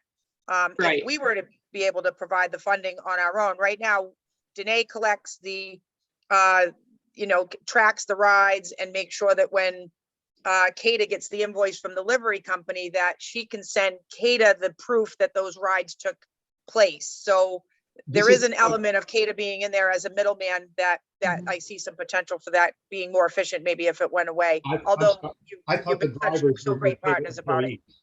I thought the What, Fred? drivers were CADA employees. No? I'm sorry, what? I thought the drivers were CADA employees. No, the No, CADA's they're are private professional companies. livery companies. Okay. So that's the thing. And they're from out of town. And if we ran it directly, I don't know, like what you said, these were livery companies that you had prior experience with, Felicia. I had a gentleman come to the senior center one day who was just starting a livery company in Gloucester. And he was interested in providing rides. And I sent him over to you to talk. I don't know if you remember him or if he did reach out to you, but in a lot of ways, it could be more efficient if we could find a local livery company, because sometimes the livery companies are coming from Danvers to pick someone up in Gloucester to give them a ride. If we had somebody locally, that could be better. I don't know if that, so again, we'd have to kind of look into some of those details, but. Yeah, I think when ahead. we took the companies that we are using right now, like to be a company that did brokerage work for us, you have to be in business, a certain, I think it's 1 year, you had to have at least 2 vehicles. Everyone had to be quarry checked. There was drug testing involved. Like we have all those records that those companies met all of those requirements. That was what Shona did before it closed. So I don't know, like local startup guys, it would be more efficient, but I don't know the background and what controls they have in terms of drug testing, being in business, not fly by night. Okay, enough said, yeah. The consensus of the board is that we should be focusing on professionals rather than trying to recruit volunteers. Is that the basic consensus, huh? Okay, good. That's progress. Yes, Barry. Just a point, I think Elise said it. If we push this to a working group, I'd be happy to participate because I get not only licensing commission, which regulates the livery people here in the city, and all the. Cool. Felicia, will you serve on that as well? Oh, yeah. Thank you. All right, so Elise, there you are. Okay, and well, Rosalie, you got a foot in the transportation world too. How big do we need a working group to be, and how do you feel like that's something you'd like to be involved in, Rosalie? You're on mute. Yep, that's fine. You can count on me, yep. And it Thank makes you. sense too, because to me, this is a concern that does dip into health department a little bit, and your experience with transportation right now is in the capacity as a health department person. So yeah, so maybe Barry, Felicia, you and me start to meet to talk about like a it. winning combination. It's a great combination, I think. Okay. And you don't constitute a quorum, so you can have lunch together. That would be nice. I was just gonna say, are we gonna have snacks? Fred volunteered to pay. Oh, We're in wow. person. There will be snacks. I'll try for the bacon, Rosalie. I will pay. Okay, I love this committee. It's great. Let's see. New business. No, we've done that. Building facility. Was it Sheila who cleaned the kitchen? Yes. Man, it shines. Yeah, I'm- looks great. I was really impressed. I have photographs. I will send them around to you. The Wolf stove is GON gone. The place is looks brand new with the tile is shining. This the stainless steel hood and the backing is shined up. I've been in touch with Donna Compton in purchasing to unearth the American Standard Range, which is a school department property. So I have to deal with is it Carl Frisch? Can't think in the school department. Gary Frisch. Barry Frisch, I guess. I've sent him a note, have not heard back, in order to get the stove delivered, and then the ovens and the stove and all that business can be hooked up and put ready. The faucet over the triple sink is in, but also there's a new handheld sprayer that went with it. So it was the whole rig was put in. I think I told you we passed the formal inspection by the health department, and I sent that word on to Open Door.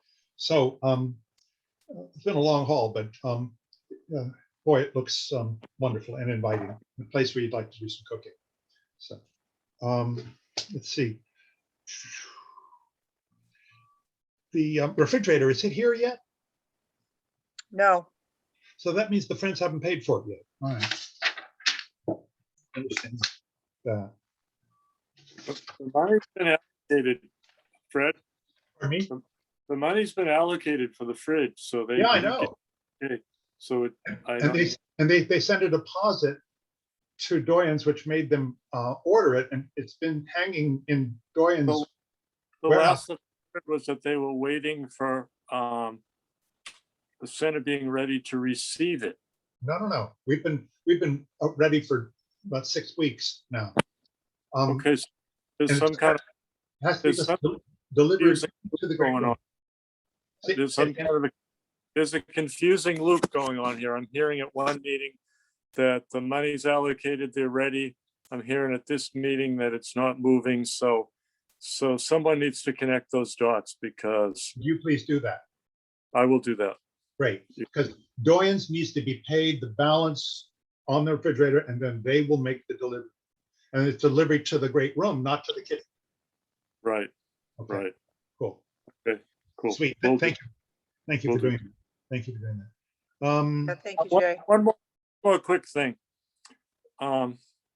Speaking of our great janitor, you know, Yeah, we had before her, the senior was always a mess, and there was always complications, and it might be nice to send her a letter from the board to put in her file that we're very happy with her, exemplary, above and beyond the call of duty, etc. it's not above the call of duty. She is doing her job. Well, that, you know, that's very unusual in this city. Actually, Particularly in that department. Have you been to the schools lately? Have you been in some buildings? yeah, I know. I have a training session scheduled with the food inspector for the health department as a degree to come and do a videoed example of how to clean a commercial kitchen. In order to standards that need to be kept, this goes through the refrigerator and the whole 9 yards, not only for the custodian who those persons change, but also volunteers who might want to come to be useful that way. Jennifer Lee is going to make a video training film in order to maintain the standards in the kitchen.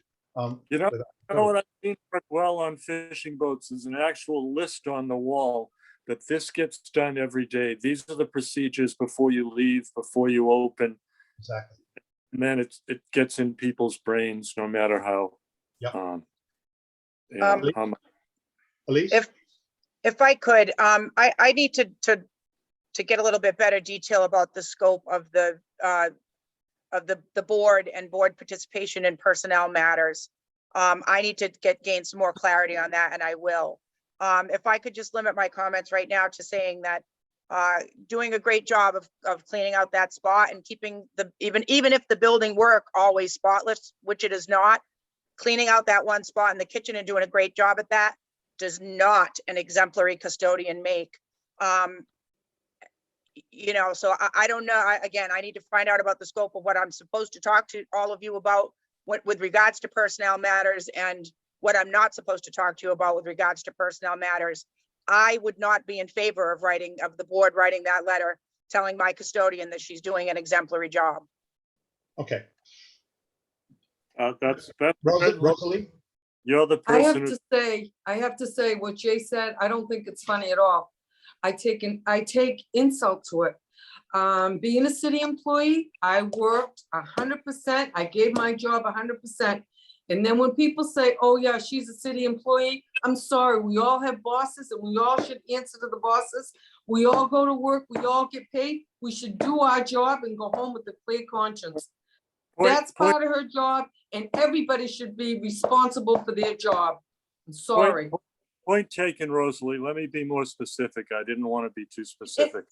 The schools are terrible, and a lot of the custodians are not doing their job. It's been an ongoing problem in the city. I was speaking specifically of custodial services, but I didn't want to name that and name names and step on toes, so I made it more general. My mistake. I apologize for that. You're absolutely right. There's so many good city employees. Absolutely. I was thinking of the horrific state of the schools in the last few years, you know, that they're just not being cleaned, you know. And I understand exactly what you're saying. And when I was an inspector, I would inspect that school. I would get all the custodians. I would make sure those bubblers were clean. I would make sure those bathrooms are clean. When Yeah. I was an inspector, they all answered to me. And that's the way it should be. Somebody's not doing their job and somebody's making them be lax. Everybody should be accountable to their boss, and it's the boss's fault for not saying, this is your job, I want it done. I would make sure they even had their closet doors closed, because to have a janitor's door open, it's scary, especially for a little kid. Close that door, clean that bathroom. The bubblers were disgusting. Now I don't think we use bubblers anymore because of COVID, but no, I think we're too lax on that, and I think the bosses should be held accountable. You're getting a paycheck, do your job. I agree. That document that you referenced to, Jay, where you know, this should be done daily, weekly, monthly. I've been working very much with up the chain of command and DPW. I have those documents that have been given to our custodian. I'm working very hard on improving several conditions down there with related to personnel matters. And again, I'll get some clarity on how much of that I can talk to all of you about, because quite frankly, I would love to talk to you about all of it. I need to gain some more clarity on the scope of what I'm allowed to say with regard to personnel and not say, but I do know that document that you referenced with this is done yearly, weekly, daily, monthly. All of that is very much in process. So, Yeah, let me tell you all where I'm coming from briefly, and then we'll drop it. And I'm certain it's your job and not ours, Elise, for sure. As the manager who's there. Before the current custodian came on, there was a real problem with things being dirty in the center and the bathrooms, et cetera, et cetera. So when the current person came on, we were all really happy because the improvement was 200%. That's where I'm coming from. Okay, That's guys. super good feedback for me, Jay. I had no idea that, yeah, I had no idea that it had been bad before. So it's really important for me to know that. So thank you. Goes so far that at one point I went up on the roof because it was leaking, and someone, we don't know who, but I'm sort of alluding to who it was, had set up a satellite dish up there to be able to watch TV on the job. Like that's how. And I went up there to check the roof to see, about the hose. I'm like, what the hell is this? Where does the wire? Well, the wire led downstairs. So that's just a little bit of what we had to begin with. So I want you all to understand where I'm coming from. Okay, Noted. Yeah, I'm done. Thanks. moving guys. on, please. Noted. Yeah. Let's see. Thank you, Jay. Elise, has anybody shown up to repair the window in the art room? The window, I haven't heard no, there hasn't been any. My understanding is that building needs all new windows. from what Phil from the DPW tells me, the current windows, all of them, he can't even get replacement parts on anymore. Right. They've discontinued them and there's no one, and he's looked into other like kind of aftermarket parts where you don't go to the original manufacturer, you go to, people that are making these aftermarket parts. He can't find replacement parts to truly fix those windows. That's why every window down there has got some kind of Mickey Mouse solution to making it work as it should work. And they're in bad shape. The windows, a lot of the windows are in very bad shape. Right. My question So, though. the quick answer is no progress on anything lately down in the art room. In the art room, is that window at least closed so that the people in the art room are not cold? I haven't heard a peep from the people in the art room about being cold. Okay, good. Let's see, the pool table is in and installed, and I watch guys play on it, and they're thrilled. It's It's so fun. nice. Yeah, it's really cool. Yeah, the pool Absolutely. table's awesome, and the guys who use that pool table, and maybe someday it'll be co-ed. We'll have some gals that'll be using that pool table too. But the people that are in that pool room are over the moon, and the new pool table is just lovely. Cool. And I got to thank Barry and Frank from the Friends and Julie Smith, who did a lot to make that happen. And Sheila did a great job on that too. Our custodian did a great job while the old one was hauled away, and there was the time to do some extra cleaning in there. That was done, so that was a very good thing. But everything came together, and now there's the improvement in their ability to make a clean, true shot is night and day. Let's see, at least you said from a grant money that you would be able to get a new AED machine. Is that on order? Not yet. No, that kind of went the way of me being down and out for a couple weeks with COVID, but it's very much on my list of to do Cool. things. So I'm glad we're talking about it. We've got it in the minutes, and it'll get done. So yeah, we're going to be able to get a new AED. And you are going to be talking with Gonzalo to come up with a shopping list for the total rehab of the computer room. The mayor was thrilled with that whole concept. I sent him Gonzalo's proposal to read. Awesome. I gave him a car full of paperwork before my meeting so that he wouldn't spend a lot of time trying to read and talk and whatnot. He read everything. He read absolutely everything. Okay. Excellent. And Gonzalo is such an amazing resource. He's just such a smart guy. And yeah, so he's working on getting me a final price tag, total, and then broken down by category. And the equipment itself. Yep, everything Okay. to redo that room. Okay. And I should mention that he got the ball rolling by purchasing a gigantic, like 80-something inch smart TV to put on the wall down there, and that was very generous of him. Okay. Because once he comes up with that, then that goes then to IT, and because they have facilities for funding all of this, or a lot of it, is my understanding. But what Mr. Knowles chooses for equipment may not be exactly what Gonzalo comes up with, but capable and comparable stuff. So, but the first line of approach ought to come from Gonzalo, if he's willing to do that for us. Yeah, I'm waiting. You mean getting us the shopping list? Yeah, he's working on that, and I am eager to see it. So cool. The whiteboards, where are we with those? Suzanne? We lost Suzanne? We've lost Suzanne. So Suzanne had communicated with me.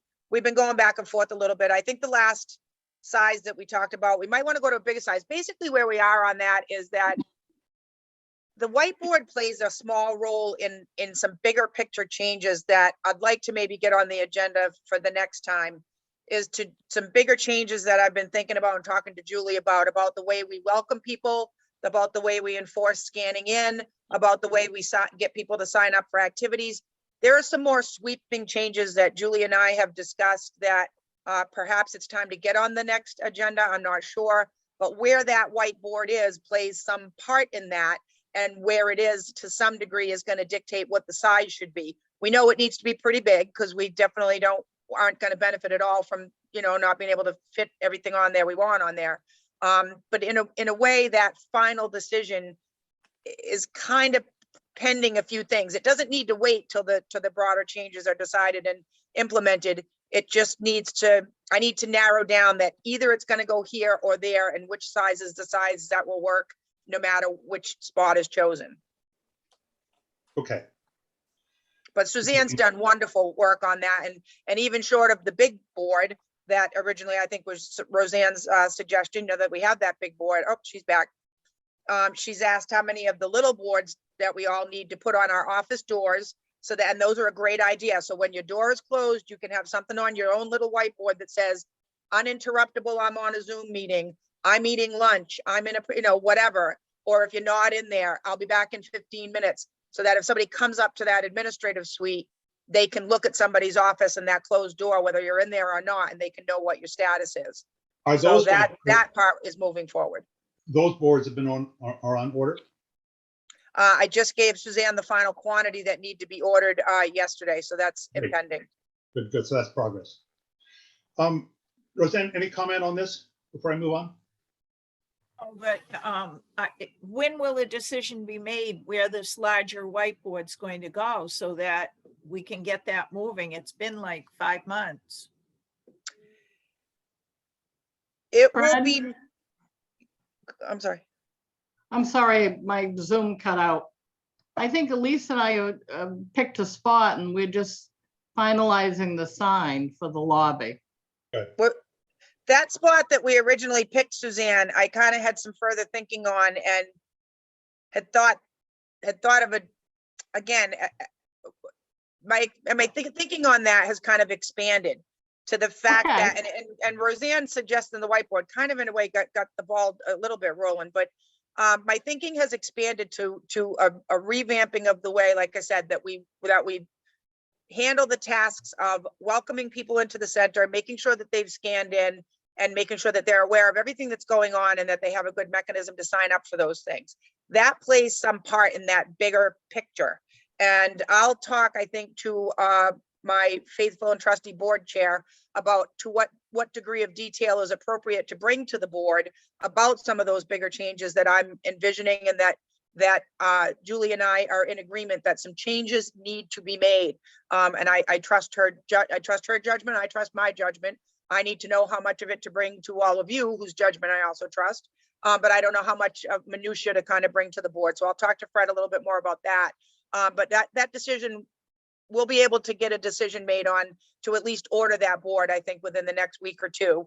And then hopefully That's what I wanted. very shortly thereafter, we'll know exactly where it's going, and I'll know exactly how many of the kind of bigger picture changes that I think need to happen, need to either be brought to you or just happen, and then I'll report to you after the fact. So.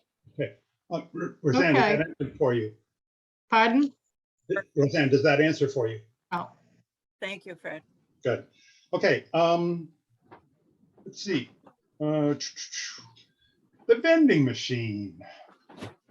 Did I send you that just a copy of a newspaper article I read that says the fastest way to make people run from healthy food is to tell them that it's healthy? Yeah. But For everybody's, if they haven't read all the paperwork, Jennifer Donnelly over at Mass in Motion sent us a proposal for a healthy vending policy for the Rose Baker Senior Center. And basically what she was arguing is that, and cajoling us to do, is to set a policy and establish X number of % of products in the vending machine to be healthy products. I don't really have a problem with healthy products in there, other than 9 years of experience of putting in products that didn't sell. And when we can have a meeting, and maybe it's not appropriate at the board meeting for everybody to have to sit through this, but there are stakeholders here. The Friends of the Council on Aging is a stakeholder. They bought the machine, they pay for the materials to go into it, and they get the revenue from it. It's a revenue stream from them. And that's, and Jay can confirm this if anybody wants to talk to him, that's the way it was set up and it's been working. I provided to Fred, and I think also to Susan, Three examples of products that I bought that were healthy products. One of them I have right here. It's called Nature Valley Fruit and Nut. Looks like this. You can buy them in boxes. In this case, I bought a box of 48, and we sold 2 of them before they hit their expiration date. And that's another consideration. When something hits its expiration date, how long do you leave it in the vending machine? And I tend not to leave it there for too long, because I've had seniors come up to me, tap me on the shoulder while I'm standing in front of the vending machine and say, do you know that's out of date, Sonny? And so I need to get it out of there. And I do. I throw them away. And so there's loss. So Susan's recommendation intrigued me, and that is that we ought to give one at a time in a lunch bag.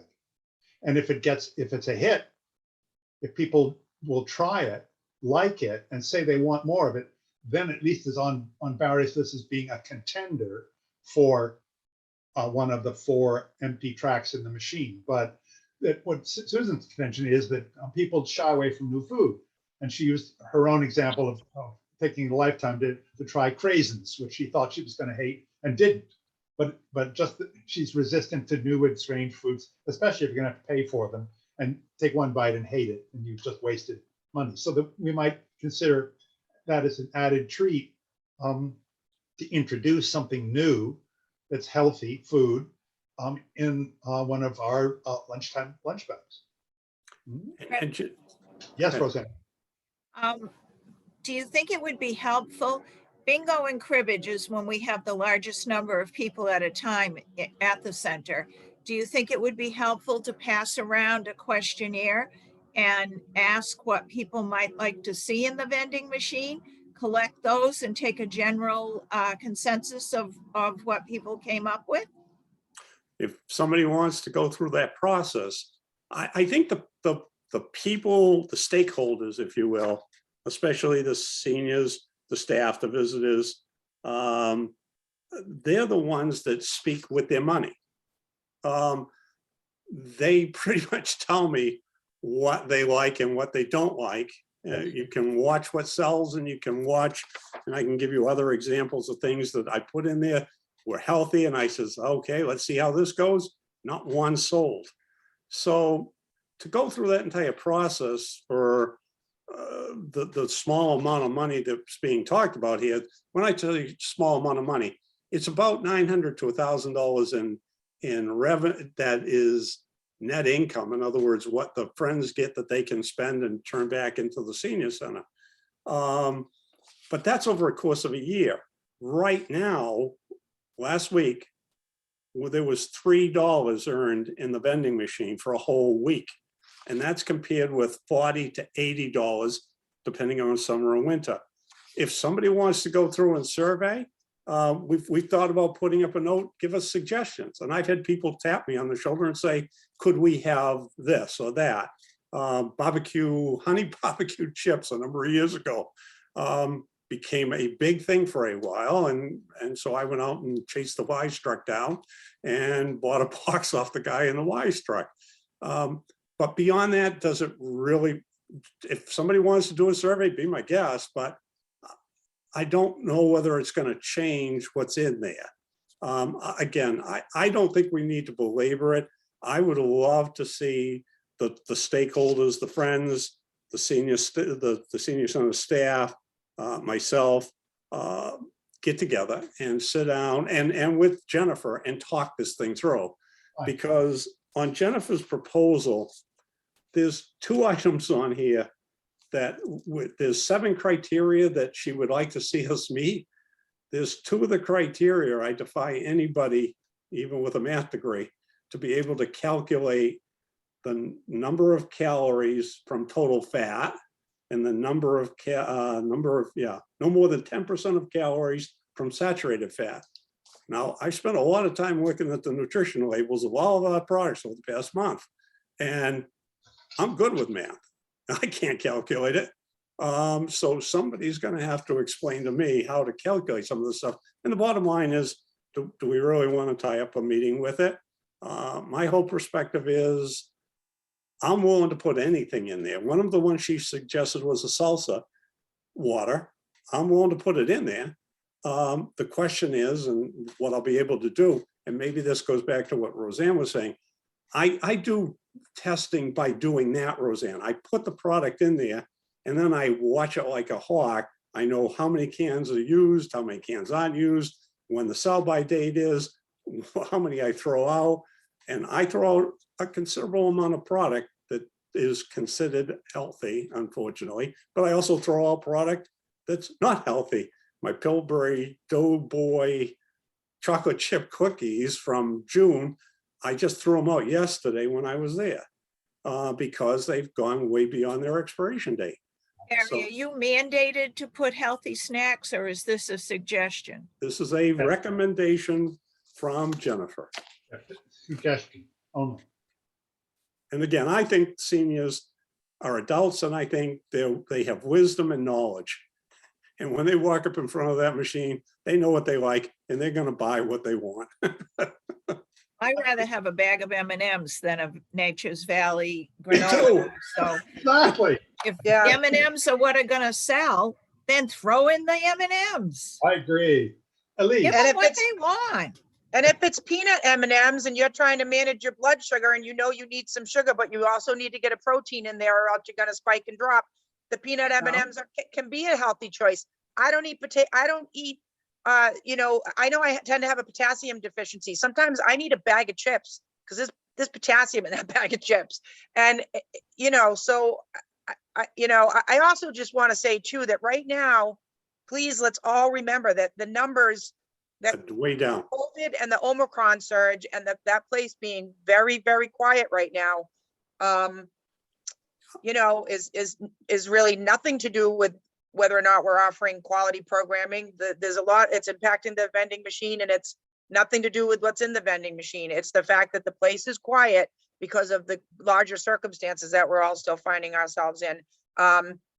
You know, so just try to keep that in mind. And I know where Perspective. Jennifer is totally coming from, but I tend to agree with you with the kind of, I think what we all agree is that, you know, these are grown-ups who can make up their own decisions about whether or not it's time for them to have a little treat that maybe isn't so healthy.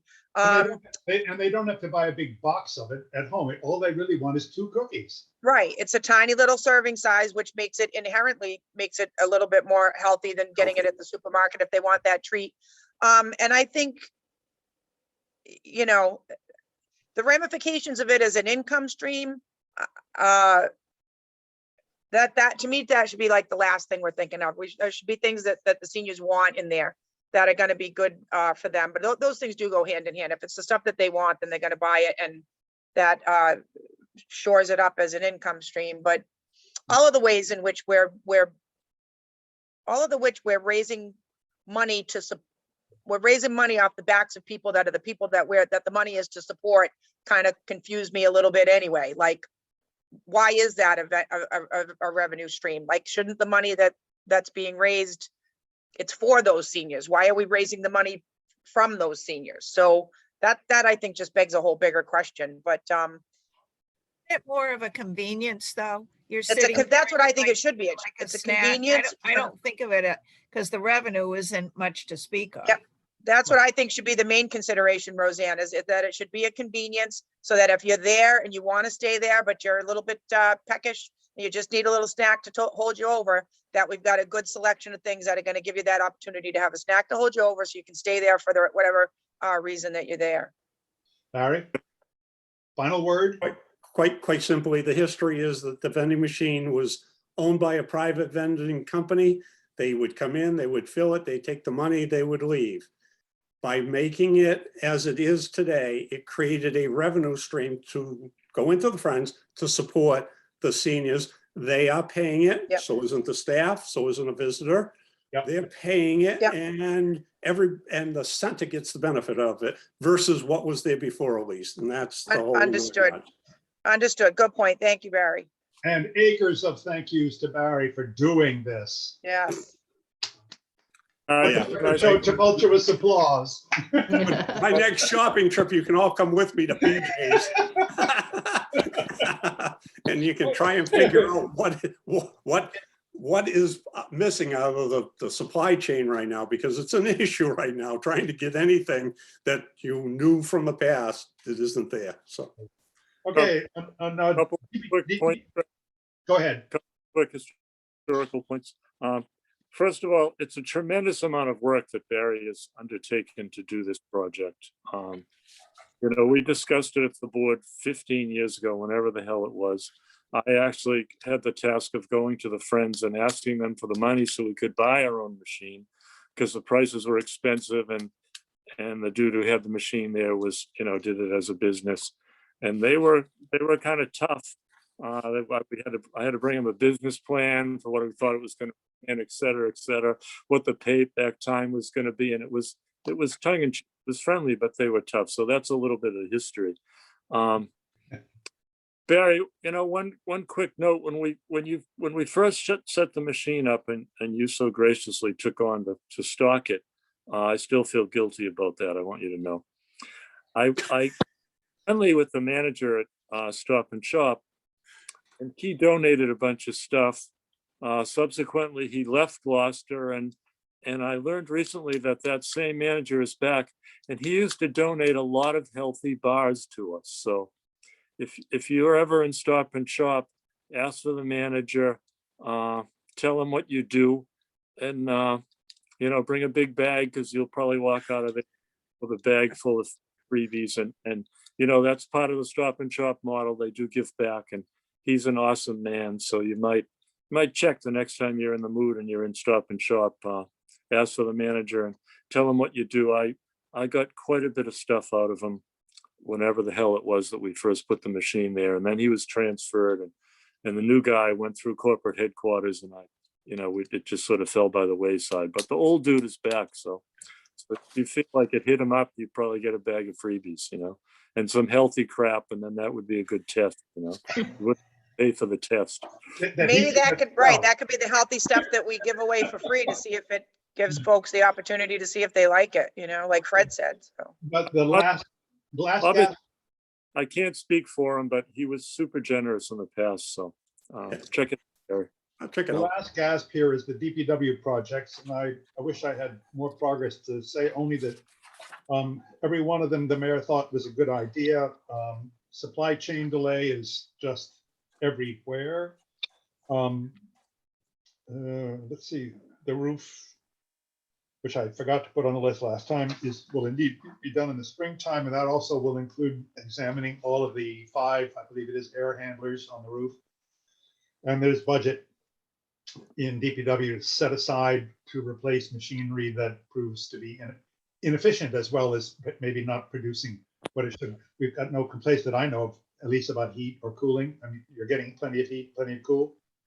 Oh, no, this still, I haven't heard any complaints from the art room, but I think with any big building, you're gonna have one office is warm, one office is cold. The windows are drafty. If you heat if you heat my office, which I think has terribly drafty windows, then the thermostat thinks it's hot everywhere. So then the rest of the building, the heat doesn't click on for. So yeah, there's still issues. There's just not issues right now that I'm hearing from the art room participants about being cold because of that particular window. But I wouldn't say that the heat and cold is complaint free. But that's just a matter of too, that everybody's comfort level is different. You know what I mean? We have we have people that come in, and I know the minute they walk in, they're gonna say it's so hot in here. Please, they want it down to like 63 because they're maybe having hot flashes or something. I don't know. But Come springtime, all of that equipment will be go through a test process. good. That's it for the agenda. Fred, can I ask on the tabled items, that staff's remote workstation, some of might that be moved up to the agenda for the next one? Yes. And then you and I can figure out what part of what I was talking about, like Yes. the whiteboards and the welcoming and the staff working remotely, all of that. Is that a good time for that to get back Yes, on the please. agenda? Yes, please. That's why I table them, because there are current events that need to be touched at each meeting to be brought forward when the time is right. I don't want to lose the idea. So sure. Excellent. Absolutely. going around the table, anybody thought of anything they want to say on stuff that we've already passed? Any comments? Yes, Yeah, this is to Elise. Elise, I went back and looked at my notes. So the Friends voted on the money for the fridge. I'm assuming that Frank has the checkbook to pay Doyens, or I'm not sure. Do you know? Frank the? does, yep. So that's, do you want to check in with him, or I can check in with him, or would does he you give please you do that? it to Doyens? I don't know how that, I only know that we voted on it. I don't know what how the procedure works for how the check gets to Doyens. Does Frank do that, or do you, Elise? Frank is the treasurer. Frank does that. And I know that Doyens has had, say $1,500 or something like that up front in order to place the order. It's the balance due. It's what needs to get paid Yeah, before the release. We did vote on, I looked at my notes, we voted on the balance for our last meeting, so it's been approved. It's just a question of, I'll call Frank and tell him to drop the check off and Great. hopefully, yeah. Great. Okay, motion adjourned. A motion to adjourn. Thank you. And the second is Barry. Great. Thank you, one and all. Thanks, Good Fred. meeting. Good meeting. Okay, Bye. bye, guys. Thank you all. Good to see you, Roseanne. Good to It see is. everybody, actually. Good to see you back, Felicia. Have a great day, everybody. Thank you. All right, thanks. Thanks.